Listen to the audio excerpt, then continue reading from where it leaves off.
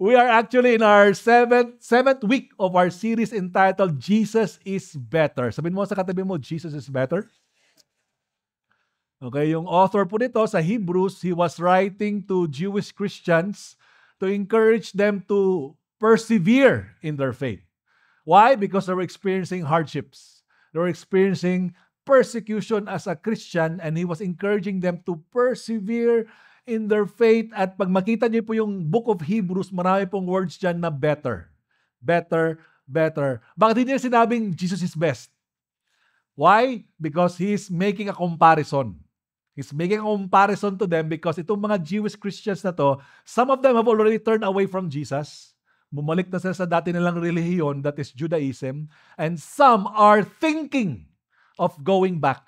And the author is trying to stop them. Huwag kayong bumalik. Huwag kayong bumalik. Why? Because Jesus is better. And he was comparing names of prominent servants, prominent heroes na kilalang-kilala ng mga Hudyo nung time na yun. Para sa atin, hindi masyado. Pero he would name prophets. He would talk about prophets, the angels. He would talk about Moses, Aaron. He would talk about David. He would talk about Joshua. He even talked about high priest. Sabi mo, high priest. Kasi mahaba yung high priest na pinag-uusapan natin. Since chapter 2 pa lang, may high priest na. Alright? So, in fact, next week, pag-uusapan ulit natin yan, yung role ng high priest. And he was telling them, guess what? Jesus is better. Why? Because in Jesus, he gives true rest. With Jesus, he gives better health. With Jesus, there's better hope. And with Jesus, there are better things. Jake preached about it last week. With Jesus, there are better things. Today, we're gonna learn that Jesus is the one who can better secure our relationship with God. Tingnan mo yung katabi mo, mukha bang secure yan sa relationship niya kay God? Go ahead. Tingnan mo, mukha bang secure? Or insecure? Okay? Mukhang secure naman. Sige. Can you all stand up right now? We're going to read God's Word. Can you open your Bibles with you, please, in Hebrews chapter 7, verse 20 onwards. And if you are thinking of investing in the Bible, meron po tayong partner publisher dyan sa likod. I do believe it's an investment worth it as you invest in the Bible. And that's something na ako, kahit may mga Bibles po, I'm still investing with it right now. Nakabili po ako dyan last week. Kasi malaki yung mga words. Naramdaman ko na yung age ko. Malaki yung mga word, mga letters rather. Alright, verse 20 in Hebrews chapter 7. Let's all read together. 1, 2, 3, go. And it was not without an oath. For those who formerly become priests were made such without an oath. But this one was made a priest with an oath by the one who said to him, the Lord has sworn and will not change his mind. You are a priest, say forever. This makes Jesus the guarantor of a better covenant. The former priests were many in number because they were prevented by death from continuing in office. But he holds his priesthood permanently because he continues forever.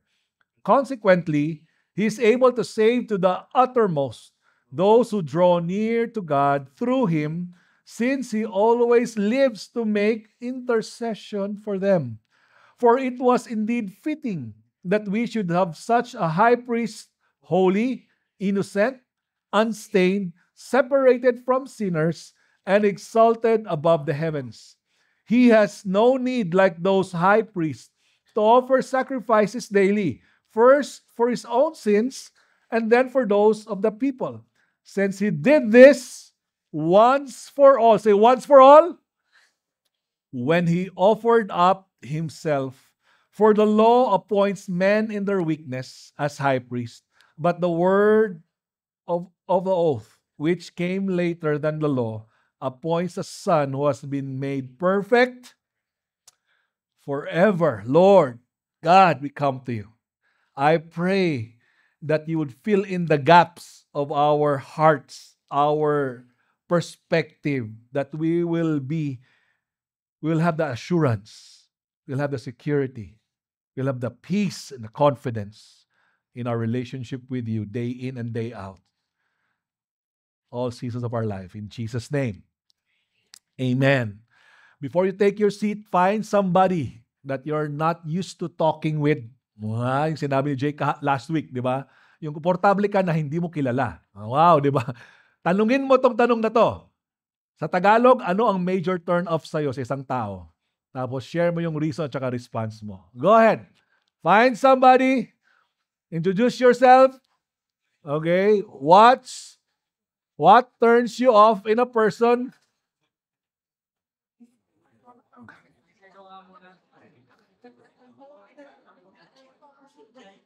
Pakilala mo yung sarili mo, please. Find somebody there. It's new.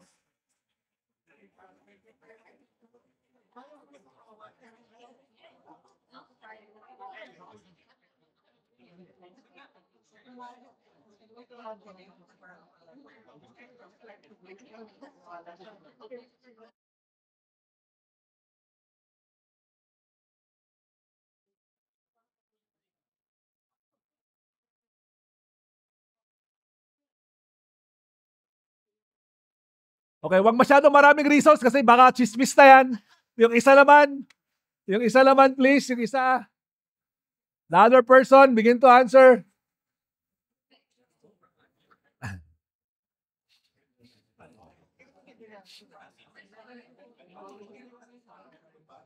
Alright. Pagtapos na kayo, you can take your seat.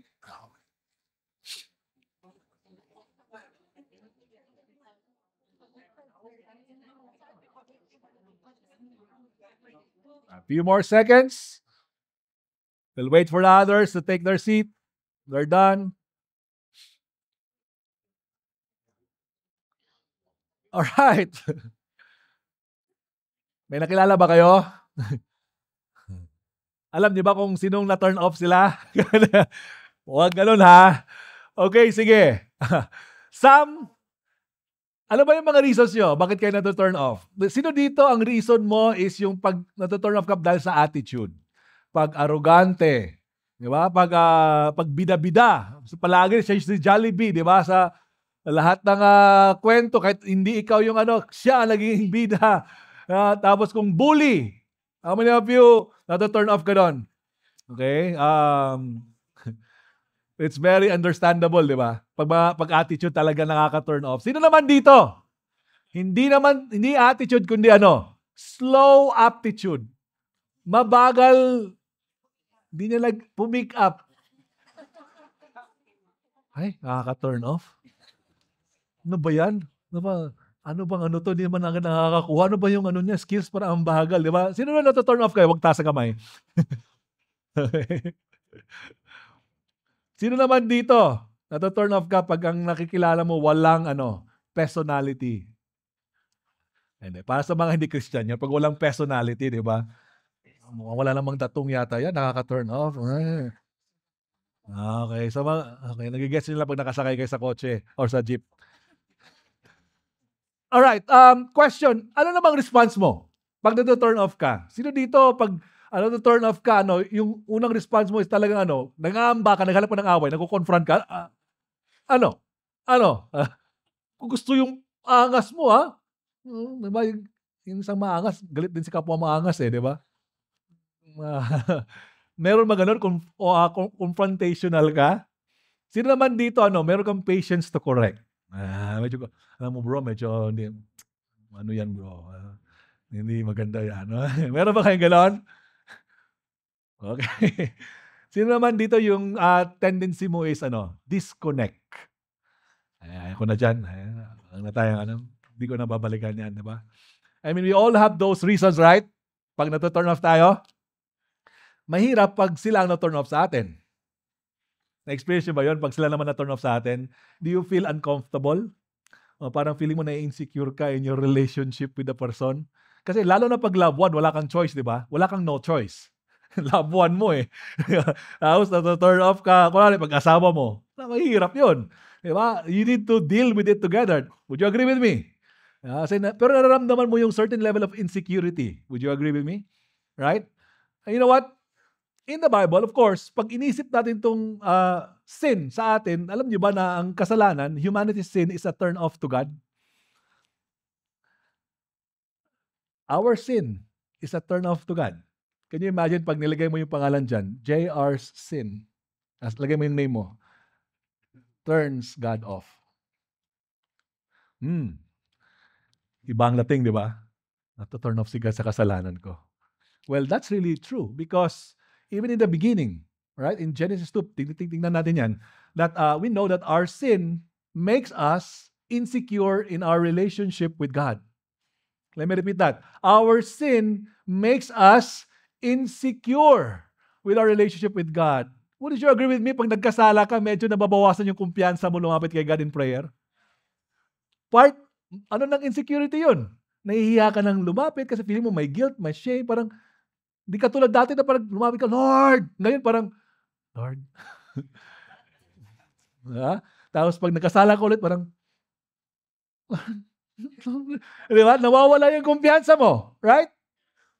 Our sin makes us insecure in our relationship with God. Now, what do we do when that happens? Kasi we sin from time to time. Alright? Ano bang usual na ginagawa natin? Now, we know what happened in Genesis 3. First thing na usually ginagawa ng tao na ginawa ni Adam and Eve is cover up. They cover up. They try to cover themselves with leaves. Di ba? At doon nagsimula yung Levi's. Malayo. So they try to cover they try to cover themselves with leaves para takpan yung shame and guilt. Isn't it that we do it that way? Pag nagkasala tayo, we try to cover up. Yung mga bata, di ba, nakabasag ka ng plato, tago!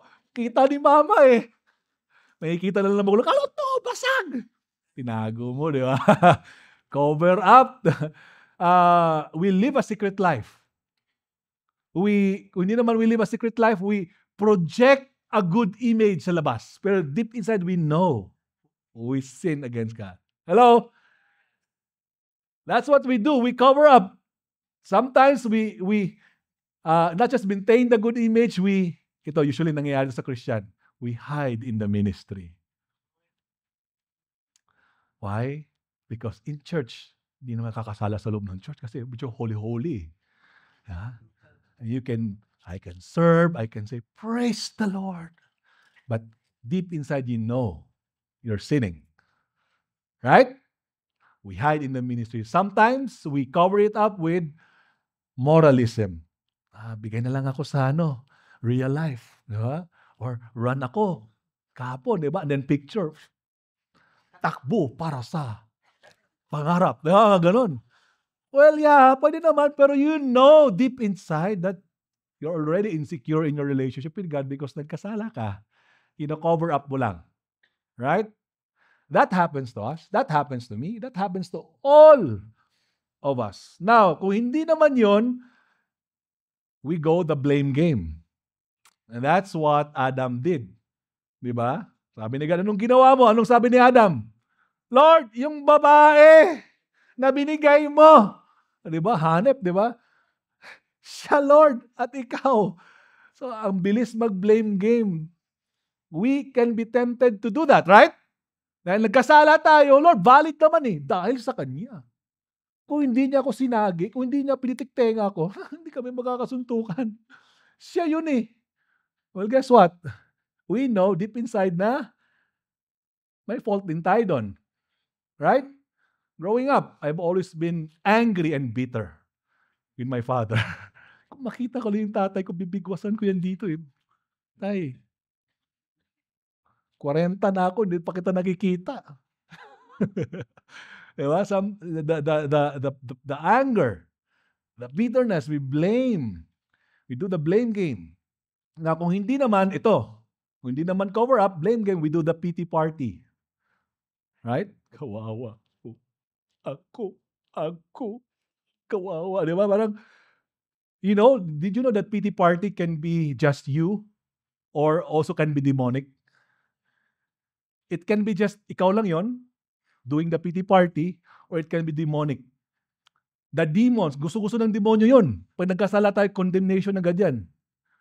Wala kang kwenta. Okay, kapal na mukha mo. Okay, transition ka pa dyan. Papaserve ka pa yung ginawa mo. Diba? Parang ngayon, condemn ka na. Diba? Itong ginawa ko, wala akong kwenta. Itong pinagagawa sa buhay ko, I'm not worth it. Diba? Makasalanan ako. Parang hammer. Invisible hammer. Makasalanan ako. Wala akong kwenta. Sinasabi ng demonyo sa yan. Wala kang kwenta. Makasalanan ka. Sa katagalan, sasabi ng demonyo, pagod na ako, ikaw na. So ngayon, hindi na ang demonyo, wala lang demonyo, ikaw na lang yon. Wala akong kwenta. Hindi na demonic, ikaw na. Galing na picture? It can be us, pity party. Or, kung hindi talaga, baka ito tayo. Tawag ko dito kapalmoks. Diba? Pag kapalmoks, di ba parang wala lang nangyari. Parang okay lang. Diba? Kahit alam mo pinagagawa mo, parang ang sobrang makasalanan na parang okay lang lahat. Parang, kasi pinagagawa actually lang bansang Israel yan eh. Sabi ni God, ang titigas ng ulo nyo, ang titigas ng noo nyo, titigas ng leeg nyo, tapos mayroon pa kayong ganang i-mention ang pangalan ko. Okay? Kapalmoks! I hope hindi po tayo ganito, no? I have a question for us. When was the last time you've sinned against God and you felt insecure in your relationship with Him? How did you respond lately? Kailan kaya nangyari yon? Maybe last week? Maybe just the other day? Maybe yesterday? Maybe kani-kanina lang, napakan yung ingrown mo. Sakit yan. I don't know. Ano ang tingin mong response ni God sa'yo? Ano tingin mo? Tingin mo, kino-confront ka ni God? Tingin mo, kino-correct ka ni God? Or tingin mo, nagdi-disconnect si God sa'yo? Iba-iba naman kasi ang level of our perception kahit matagal na tayong Kristiyano eh. O kahit bago pa. Di man natin sinasabi yon for the way we do things really is influenced by our belief of the truth of God. Well, guess what? Good news, mga kapatid. We have a God who wants to secure our relationship with Him.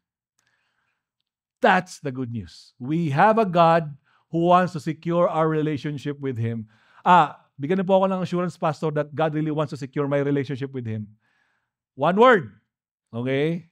2 syllables. Nagpagawa pala lang nagpag-guess. One word. Covenant. Say covenant. Covenant. Malalim yan. Okay? But we know we live in this kind of world wherein, pag sinabing covenant, sa panahon natin, kontrata. Okay? You've entered into a contract na siguro sa employer-employee contract. Pumasok ka na. Okay? Maybe some of you entered sa business contracts. Maybe some of you, mga artista dyan, ano tawag John? Kevin, artista ka eh. Yun, no? Basta contract. Pero ang gusto ko dito, marriage contract. Yung mga, di ba? We enter to that kind of contract wherein seryoso yun, di ba? Pag kontrata, seryoso. Tama. Because it's legally binding. There's seriousness to it. Pero guess what? Covenant is like that. There's a definition that I put here. Covenant is a binding agreement initiated by God that is designed to secure relationship with Him and His people. Let me repeat that. Covenant is a binding agreement initiated by God that is designed to secure relationship with Him and His people. Ang daming covenants actually sa Old Testament. And when God gives covenants, meron siyang tinatawag na sign together with the covenant. S-I-G-N, may sign. Sino dito mahilig sa sign? Well, guess what? Sa covenant, may sign. 3 covenants. To mention lang for us to understand na talagang seryoso si God na masecure yung relationship niya sa atin, sa humanity, sa mga tao niya. First covenant is the covenant with God with Noah. We call it the Noahic covenant. And it is an unconditional covenant. Alam niyo ba yung si Noah, di ba? Siya tsaka yung pamilya yung na-save sa baha. Di ba? So, after nung 40 days, paglabas, 40 days ba yun? Paglabas nila, God made a covenant with him that God will no longer destroy the world. Okay? Look at that. Basahin nga natin sabay-sabay. Let's read it. 1, 2, 3, go. Yes?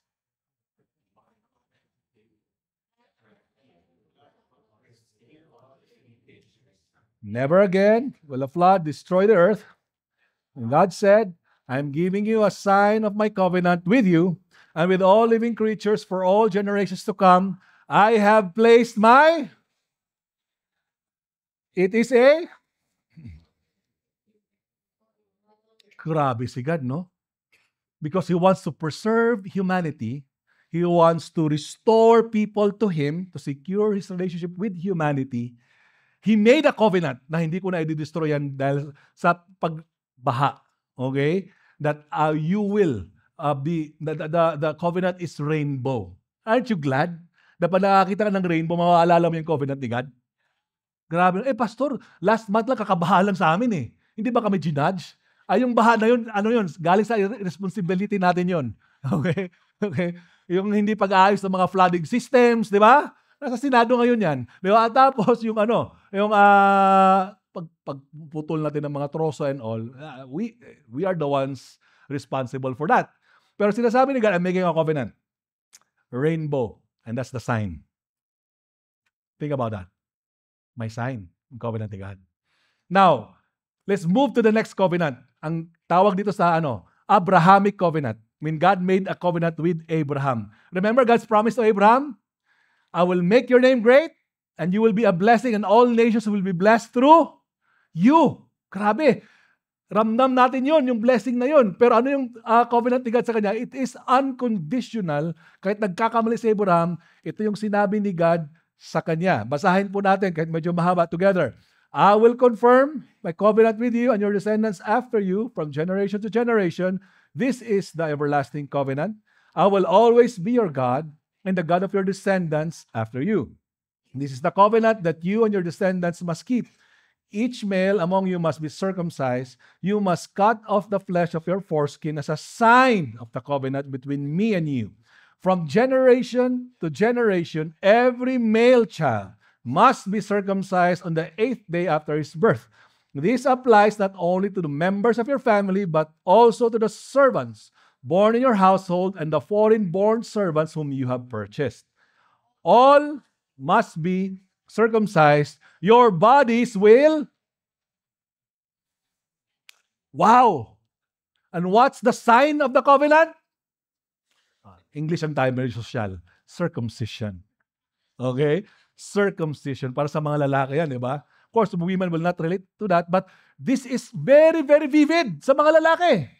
Can you imagine si Abraham? Pag nagwiwiwi si Abraham, di ba? Makikita niya, o nga pala, may covenant si God sa akin that God will bless me. Hello? Hello? Alright? Ganon, yung nag-mark. Alright? Alam ko, nagsisircumcise tayo sa panahon natin ngayon, pero hygienic yun, hindi yun covenant, di ba? Pero dito, covenant.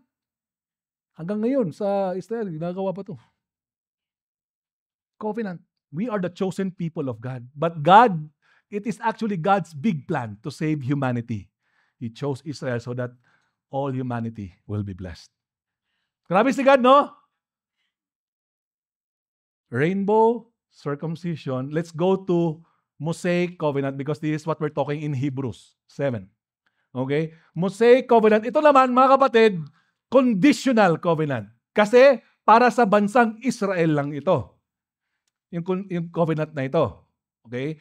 Tapos, bakit conditional? Because you will be blessed if you obey. You will be cursed if you disobey. There are laws. And the covenant that God has said to him, mayroon ding sign. Tingnan natin yung sign. Basahin natin together. 1, 2, 3, go. Then Moses took the book of the covenant and read it aloud to the people. Again, they all responded, we will do everything that the Lord has commanded. We will. Then Moses took the blood from the basins and splattered it over the people, declaring, look, this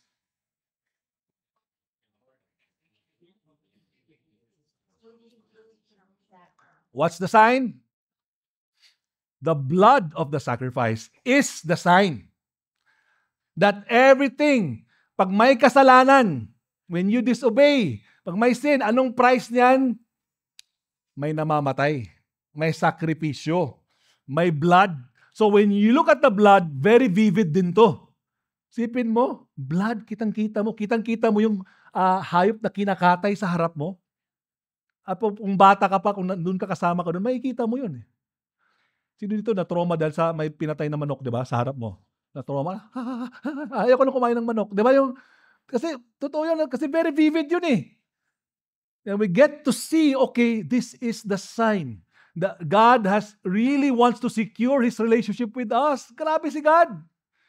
God created system sacrifices that God wants the people to look to at least primarily one person. Not just the priest, but the high priest. Okay, may picture ba tayo dyan? They would look to the high priest, alright? Para when they look at the high priest, makikita nila na ito yung pag-asa natin na ma-secure yung relationship natin kay God. If you can still remember what we talked about 2 weeks ago, still remember that? That this high priest is the only one that is commanded na pumasok lang sa most holy place. Remember that? Because yung ibang mga priest, they're not allowed. This is the only person who's allowed to go to the most holy place because that's actually a shadow, a copy of heaven na pinagawa ni God kay Moses. Na pag pumasok siya sa most holy place, the high priest must do everything to the detail. Yung sinasabi ni God na gawin niya. Kasi ang ginagawa ng high priest, hindi lang niya ino-offer yung sacrifice para sa kasalanan niya at sa kasalanan ng pamilya niya, ino-offer na yun para sa kasalanan ng buong bansa.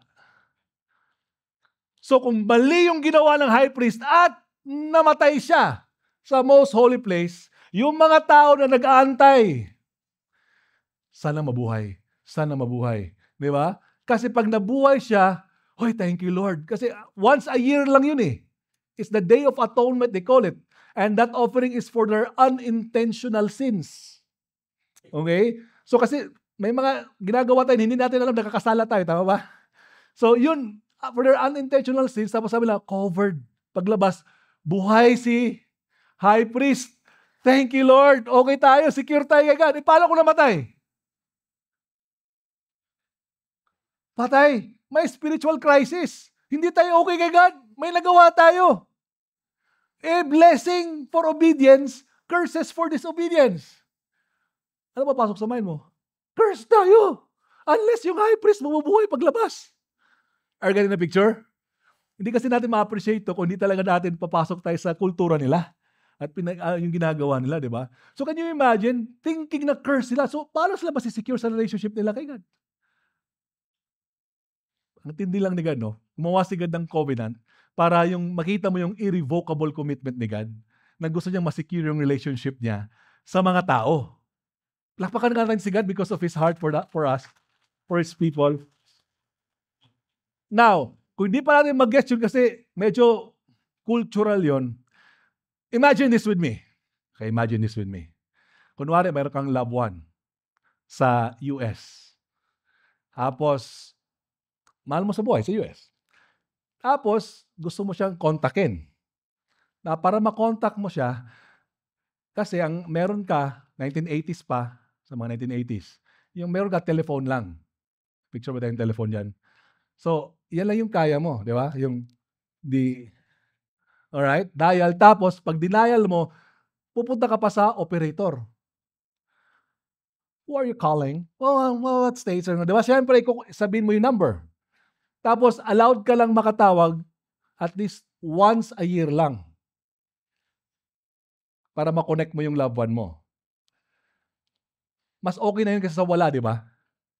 Na maramdaman mo, buhay pala ang aking kapatid dyan. Hindi pala siya nagtatampo sa akin, okay pa pala kami. Right? Isn't that great? To know na okay kayo at least once a year. Parang ganun yung picture sa kanila. Diba? Once a year lang kasi hindi sila pwede pumasok. Pero pag nakita nila na yung high priest lumabas, okay kami kay God. Thank you Lord. Diba? Tayong bansa okay tayo. Parang ganun yung picture. Now, pag ginawa natin yan today, telephone ka pa rin, tapos operator ka pa rin, di ba? Once a year. Hindi na logical yan, tama? Pagtatawa na tayo, tama ba? Tama ba? Kasi meron ng internet. Meron ng smartphone, tama? May smartphone na, may mga apps na, pwede ka na mag-contact, pwede na kayo mag-video call, pwede ka na mag-message, kita mo na. You can contact your loved one every single day, anytime you want, right? You know what? That's what the author of Hebrews was telling the people. Sinasabi niya sa kanila, meron ka ng smartphone with Jesus in your relationship with Him. Ba't kayo buwabalik sa telephone? Looking to a high priest to secure your relationship with God. Are you getting the picture? Buwabalik ka sa telephone, tapos nag-aantay ka ng 1 taon to know na okay kayo ni God. Whereas kay Jesus, may smartphone ka. You get to know that okay ka lang kay God through Him. That's what the author of Hebrews was telling them. It's illogical. Huwag na kayong bumalik doon. Mas better to. Si Jesus. He is better. Don't go back to the inferior, flawed, temporary religious leaders. In fact, sinabi niya, Hebrews 7:22, Jesus is the guarantor of a better covenant. Sino ito say guarantor? Alam niyo ba yung guarantor? Alam niyo na siguro. Guarantor, di ba? Siya yung gagaranti. Nagsisiguro na kung hindi mo kayang bayaran, siya ang sasalo. Tama? Ginagaranti ni God. Anong picture pag sinasabi ni Jesus sa atin, sagot kita. Sarap nun, di ba? Sino dito pag ang pera mo ay, pag kain tayo, tapos ang pera mo 20 pesos na lang. Tapos may nagsabi sa'yo, kain tayo, tapos sabi mo, 20 pesos na lang, pre. Hindi, kain tayo sa buffet sa Vikings. Sagot kita. Akong bahala sa'yo. Di ba? Nung narinig mo parang, wow, Vikings, sagot ako. Di ba? Dati medyo nahihiya ka, di ba? Kasi 20 pesos lang, sagot ako eh. Pwede ko, ikaw talaga, oo, sagot kita. Kung bahala sa'yo. Every time we are tempted to run away from God kasi nagkasala tayo, remember, sagot ka ni Jesus. Amen? Palakpakan mo si God. Sagot ka ni Jesus. Sabi niya, akong bahala sa'yo. Okay, ako ang sasagot dyan. Ano man yung mga takot mo lumapit kay God, ano man yung insecurity mo, inhibitions mo, whatever it is, sabi ni Jesus, akong bahala sa'yo. Sagot kita. Jesus is our assurance that our relationship with God is secured. He is. Now, paano? Paano, Pastor? I want to know more about it. Okay? I want to know more about it. Well, tingnan natin dito. First thing, na paano tayo sinisecure ni Jesus in our relationship with God? Because He is the superior priest, high priest. It's this. We talked about this 2 weeks ago. The permanent priesthood, okay? But here's the thing. The permanent priesthood of Jesus assures forever security. Wow. Hindi lang temporal. Forever security in our relationship with God. Bakit forever? So, may forever pala kay Jesus? Meron. Oh, ito na yun. May forever kay Jesus. Sabi dito, and it was not without an oath, for those who formerly became priests were made such without an oath. But this one was made priest with an oath by the one who said to him, the Lord has sworn and will not change his mind. You are priest forever. What makes it, yung position niya as a high priest to mediate for us, na secure, na forever? Kasi, hindi lang nangako si God, nanumpa pa. Grabe, no? Double na yun, di ba? May pangako ko sa'yo. Parang hindi ka pa rin convinced. Okay, susumpa ako. Ganun ka seryoso. Yun yung pinag-usapan natin last week, yung si Abraham, nung sinabi ni God kay Abraham, magkakaanak ka. Lord, magkakaanak, 80 years old, 90 years old, makakaanak, magawa na, baog, asawa ko makakaanak. Sinasabi siguro ni Abraham kay Sarah, Sarah, magkakaanak na tayo. Ready ka ba? You just imagine. Parang, can you imagine that? Sinabi ni God Hello? Ano mga iniisip nyo? Just believing in the promise of God. Amen. They believe in the promise of God against all opportunities, nilipasan na ng oportunidad, hindi oportunidad ang nagbigay sa kanila ng pag-asa, kundi si God. At sinasabi ni God, kung yun, sinasabi ng author ng Hebrews, kung yun, nangako at nanumpa si God, nangyari. How much more sa oath ko that Jesus will be the high priest for you, who is enough to mediate for you. You will be forever secure. His priesthood continues. It will not end. Okay? Hindi na puputol sa kamatayan. Right? Let me read that. The former priests were many in number because they were prevented by death from continuing in office, but he holds his priesthood permanently because it cannot be cut off. Kung tingin mo naka-cut off or something, wala. For the rest of our lives, you can be forever secure. Lapit at kapit ka lang kay Jesus. Amen? Lapit at kapit ka kay God because si Jesus is our better person who secures our relationship with God. Praise Him for this. Bible says, 1 Timothy 2:5, there is one mediator between God and man, and that is that? It's the man Jesus Christ. Don't try to cover it up with good works. Babayaran ko na yung kasalanan ko kasi alam mo yung ganon? Kasala ko, babayaran ko ng ganito, papakabayad ako ng ganito. Hindi nga siya enough. One mediator lang. Si Jesus lang yan. Amen? So, enough na si Jesus. Forever secure tayo. But guess what? There's more. The perfect priesthood of Jesus assures final security in our relationship with God. Anong sabi dyan? Consequently, He is able to save.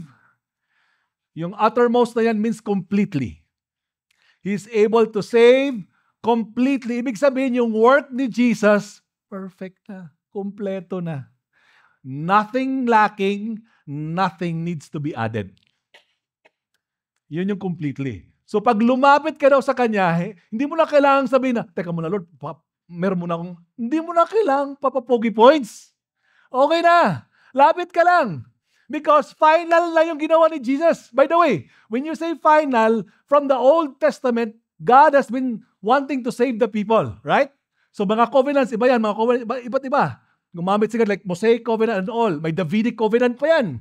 Iba-iba yan. Hanggang dumating yan kay Jesus, and Jesus is the one who reached the final stage that completes the salvation plan of God. Sino mahilig maglaro ng Super Mario sa panahon ko? Di ba? Ganun. Tapos mayroon kang kalaban doon na hindi mo matalo-talo. Tapos pag na-complete mo yung stage mo, yes! Na-complete yung stage, di ba? Pwede na ako maglaro ng iba. Na-complete ko na yung Super Mario. Battle City naman. Hindi makarelate yung iba. Sa mga panahon ko yan, di ba? Family computer. Sobrang iba ang joy pag na-kompleto mo yung stage, di ba? Sa mga naglalaro lang yan. Ganun po. Nakompleto ni Jesus yung lahat. Lahat ng mga salvation plan na yun, kay Jesus, nakapoint sa Kanya yun. It's complete. Final. And I love what it says there. He always lives to make intercession. Alam niyo ba na pinagpipray tayo ni Jesus? Hello. Last 2 weeks ago, we said that we ought to be a man and woman of prayer. And we need to do that because we're confident in Him. Pero, pinagpipray tayo ni Jesus. Ang saya nun.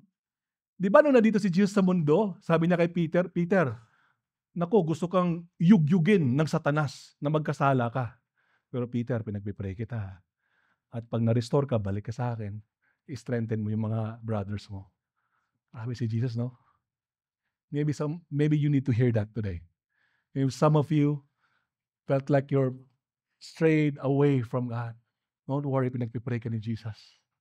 Jesus is praying for you. Jesus is praying for strength upon you. He's praying for the grace of God, that you would receive it, you would walk in it. He's praying that your mind will understand that the mercies of God are new every morning. He wants to encourage you that there is hope in Him. He wants to let you experience the riches of the salvation. We talked about it last week. Along with the salvation, there are better things. And those better things are not necessarily physical things, riches. It's the peace, it's the joy, it's the love, it's the maturity, it's the better perspective. That's the final security we can have in Jesus. Isn't He great? Because of Jesus, we can have a better security in our relationship with God. It's perfect. It's complete. Hallelujah. Now, hindi lang perfect priesthood, mga kapatid, as I end. Sacrifice din. Sacrifice. Anong sabi dyan? The perfect sacrifice of Jesus assures full security in our relationship with God. Full. Walang bawas, walang kulang. Full security. Hebrews 7:27 says, basa po tayo together. 1, 2, 3, go. He has no need to offer sacrifices daily, first for his own sins, and then for those of the people, since he did this once for all when he offered up. Wow. Wait a minute. Akala ko ba high priest lang siya? Yes, high priest siya. But this time, the high priest became the sacrifice. The high priest became the sacrifice. That sacrifice is done only once. Single offering. While the high priest needs to do it every year.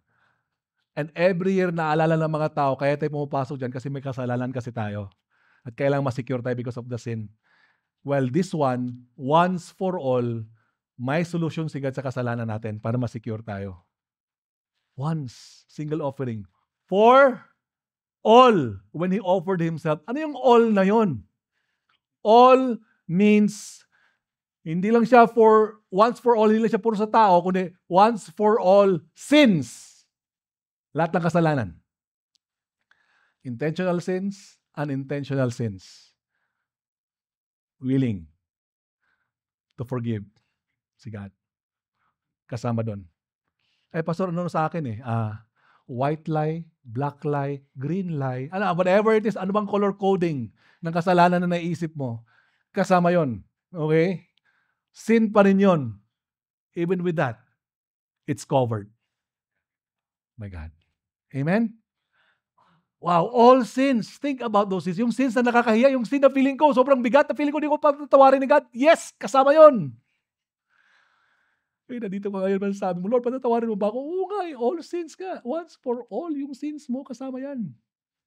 He is willing to forgive and you can be secure in your relationship with God again. Never to be haunted by the past. Naku, ang daming past natin, di ba? Pao, no? Past natin, bro. Alam natin yan. Di ba? Pag pinag-usapan natin, parang naku, kung kilala mo lang ako noon, matagal na tayo magkakilala ngayon. Di ba? Hindi, pero nahihiya ka nun. Ay, nako. Anyway. All sins. Pati hindi lang siya all sins, ha? But also all humanity. Kasi hindi lang to sa bansang Israel, kundi it includes all of us. Wow. All humanity. It includes you and me, our sins. We are included with this one, guys. But ito ang gusto ko. Hindi lang siya all sins, once for all sins, once for all humanity, but also once for all time. It's mentioned in Hebrews 9 and Hebrews 10, once for all time. Grabe ang kasalanan natin. For all time. Forgiven. Come on now. All time. Forgiven. Palakpakan natin si God all time. Yung past sins ko, Pastor? Yes, yung past sins. Pag nakasala ko ngayon, kasama yung gayon mo. Pastor, yung future ko, covered din yun? Covered yung future mo as long as you continue to put your faith in Jesus. Amen. Pero pag tumalikod ka, sino sasalo sa kasalanan mo? Wala na, di ba? Pero kay Jesus, sigurado, amen. Palakpakan natin si God doon, pati yung future sins natin. As we continue to put our faith in Him. As I end, ito naman ang prayer ko sa atin. This is my prayer. I heard this from Johnny Hunt. Okay, I read this. Okay. And this is the encouragement for us. Since Jesus secured our relationship with God, hindi lang siya full, hindi lang siya final, but forever. Security. Sarap. Okay? How do we respond to that in our walk with Him? Here's a quote from Johnny Hunt that says, any sin you cover, God uncovers. Here's the thing, guys. Kung tingin mo, kina-cover up mo pa rin yung kasalanan mo, darating ang panahon, i-expose ka ni God. Tingin mo, hindi pa naman ako ni-expose ni God. Time will come. No matter how you hide your sin, God will expose it. At pag in-expose na yon, naku, mas masakit yon. Masakit yon. Pag tinigasan natin yung puso natin, cover tayo ng cover. Diba? Cover up ka ng cover up. Pag kinover up mo pa naman, you're covered with another lie. Covered with another lie. Cover up with another lie. Diba? You will be exposed by God no matter what. And that will be painful. But here's my encouragement for us. Any sin you uncover, when you open it up to God, God is willing to cover it. God is willing to forgive us in Christ. God is willing to cover you as you come to Him. Cover you with His grace, cover you with His love, cover you with His restoration, cover you with His peace. He is willing to cover you. Would you be willing to uncover it? To stop covering it up and just say, Lord, I've sinned. Lord, I tried to cover it. Lord, this is what I did. And the good thing is, He is more than willing to secure our relationship with God because of His position to save you and me. Can we all stand up right now? I'd like to ask the music team. And that's my really appeal for us. What is it in our hearts na meron tayong ugali na nagka-cover up pa rin tayo? Could be small, could be big. Allow God to speak to you. Because many times in our insecurity, we can feel so lost. We're already so lost. Sa sobrang lost na nga, hindi mo alam na lost ka eh. Di ba? But allow God to whisper to you right now. Nak, nasaan ka? Where are you in your relationship with me today? Where are you? The encouragement is, lapit at kapit ka kay Jesus. Lapit at kapit ka kay Jesus. Balik tayo sa Kanya, lapit at kumapit lang tayo sa Kanya. Bakit? He is more than better to secure us in our relationship with God. Lord, I pray that you would bring us back to you as we sing this song, oh God. May the posture of our heart would always be to uncover, because we know that you're more than willing to cover for us, for our sins, oh God. You give us final, full, and forever security. Let's worship God.